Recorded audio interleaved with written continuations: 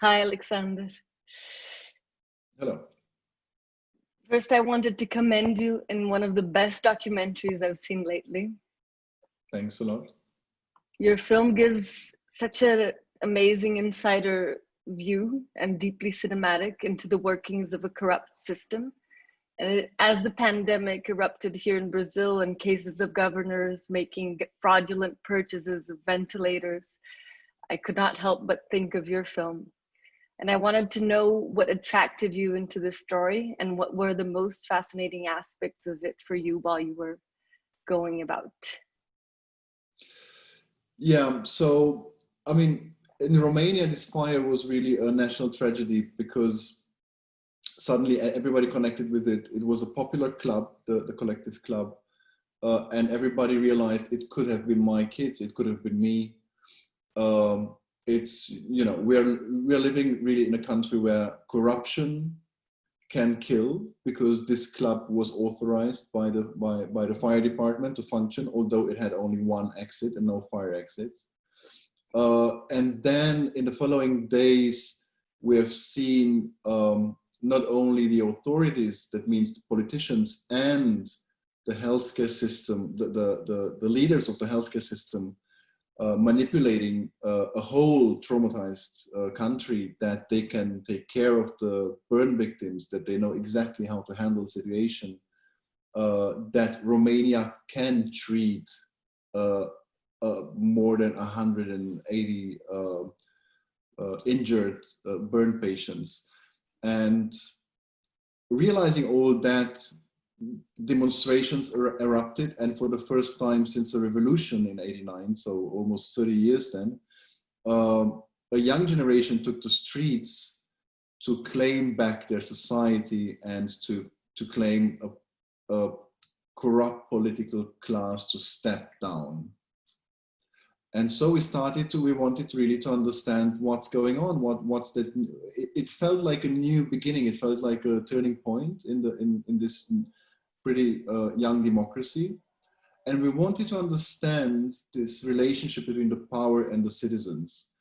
And so investigative journalism seemed to be the right place to go in order to make an observational documentary and to see the society and these powers that play through the eyes of these journalists that were uncovering the truth. And they were the first one not to fall for the manipulation that was going on.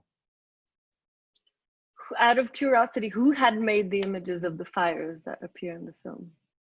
The images of the fire, it was a friend of mine who is a documentary filmmaker himself, and he was best friends with the band. They shared a studio, and he was recording actually with 4 other camera persons this concert for them, because it was their first album that they signed with Universal, and therefore they recorded it. 3 cameramen didn't survive, and that's the footage out of one of the cameras. And Mihai Grecia, this friend of mine, when he woke up from coma and we met, I invited him to be part of our team. So he was then part of our team and became actually one of the people in the core team to make the film. So this trauma was actually quite close to you. There were people there who died that you knew? I didn't know the people who died, but it was very close to me for sure, because everybody knew somebody there. I knew Mihai there that barely survived. And what I can say is that it became very close to me once we started to work with the parents of the kids that died, and the parents that were lied to that their children are being taken care of. And that was also the most complicated part in the film, to identify with these parents, I as a parent myself, what it means to lose your child, because a politician, together with a doctor and together with people in the healthcare system, decided to play down their capacity of dealing with the injured, and because of them just wanting to capitalize on political power, you lost your child. that's something that I can't, it's just unimaginable. Yes, other levels of trauma that would keep surfacing, no, I imagine. What did you learn about the political system in making this film, both in Romania and abroad, because there's so many aspects of this story that are universal? I mean, I think what I learned is through this shock that we had after we started, because we knew there was corruption, but we never imagined the lack of humanity of people that pretend to be in charge, that pretend to be professionals, and that pretend to know and to work in the service of the citizens. I learned that actually populists and populistic politics, as they were done in Romania since so many years, bring something along. They bring along that key institutions and key players in institutions, even in the healthcare system, are always replaced by incompetent people, by imposters, because only incompetent people and imposters will stand by the side of a populist or of an incompetent head of politics. And so the main goal of populist politics is to destroy state institutions. And I think that I also learned, or even more than I already knew, how important the institution of the press is actually, because it's really the last barrier between us and the power to give us information of quality with which we can judge if we have or not control over our lives. And what is happening now to the investigative journalist in your film, which is such an amazing character? Like, is he continuing investigations in this case, yes. or what? Yes, I mean, Cătălin Tolontan is, in Romania, he is a well-known figure. He did investigations since over 20 years, but in the sports world. So he brought down ministers in the sports world. He was already known as the politician that, as the journalist that if you get a call from him, you might have a problem and it won't go away too fast. You might go to jail in the end. But this was new, and they felt the obligation, because of the massive manipulation, to use what they know and how they know to do their job, to use it in the healthcare system. It was the first time they were investigating in a healthcare system. And now, in the meantime, the paper and himself as the head of it, they were bought by a Swiss media outlet, Ringier. And they did that because they wanted him to expand in a much bigger paper, more teams of investigative journalists. So actually he is now the main, and the paper he's working for, Libertatea, they are the main, let's say, watchdogs of the corruption we're going now through with the COVID, because as in all countries, like, they just buy ventilators through a corrupted system. They buy all the medical equipment through shady companies. They, the political power still uses even this tragedy, the pandemic, to just steal money and pretend that all they do is in favor of our health. Did you try to document any of that? No, I didn't. No. Yes. Imagine it would be an interesting follow-up. But no, what I find amazing is how you managed to show the story from 3 different perspectives with such intimacy into each of these perspectives, with the victims, the investigative journalists, Tolontan, and the final twist when you managed to enter into the government itself, after we already have a desire to enter there because we see all the machinations, and with the new health minister that is handcuffed by a corrupt system. And I'm curious of how these elements unfolded while you were filming, and what was your approach to be able to to have such intimacy with each of them? I mean, it was clear that we want to tell the story of the victims. So we approached them, and then we approached the journalists and, asked if they could imagine to be accompanied by us with a camera. And Tolontan said, no way, no, it's impossible. You can't, a newsroom is a protected room.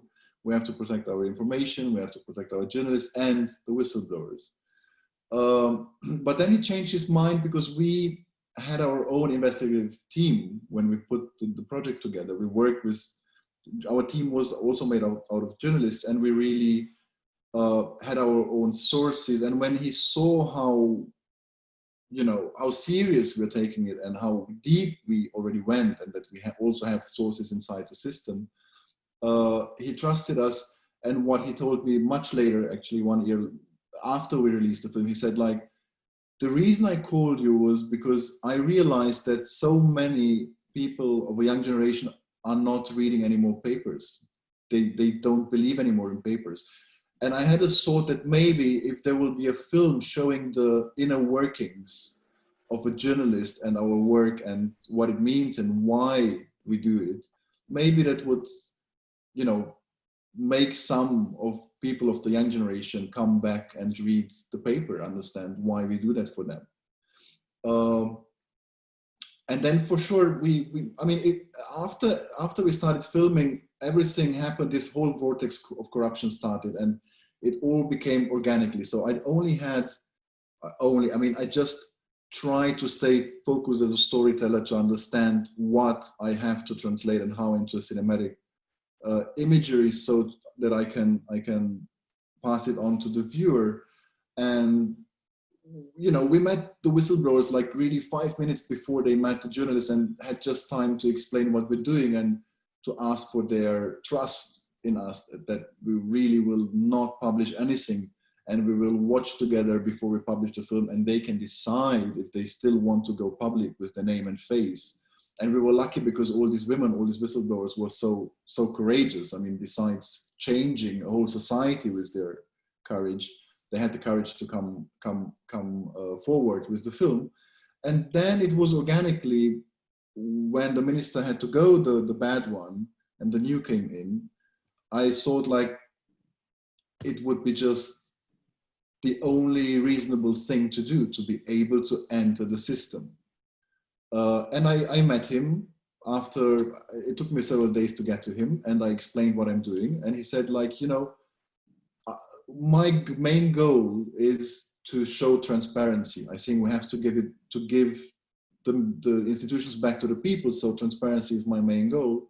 And so we agreed that he will let me into the ministry and film, although it was a big risk, because we were really in the cave of corruption there. Amazing. I think it's a film that people in the United States are definitely resonating with, because the story is unfortunately very universal in our times, and it reminds us of the importance of not just documentary filmmaking, but of the fourth estate, the media as witnesses and protectors of democracy. So thank you so much for your brilliant work. And if there's anything you want to say to finalize. Yeah, I think that one of the most important things that, Tolontan says in the film is that their job is to just make people understand a bit more about the forces that shape and govern their lives. And I think that we as storytellers, what we can do is, create a story that asks the questions that we ask ourselves every morning while we're doing a film. And it's just about every single one of us to ask ourselves in the morning why we do it, why we live like as we live, and why we, how we contribute to our community, and what our life attitude is when we see corruption or when we see things happening that are not good for our community. Do we react to them or not? And when a catastrophe hits us, like a pandemic, we realize we need societies that work. If they don't work, it might cost our own life. Exactly. Thank you. Thank you.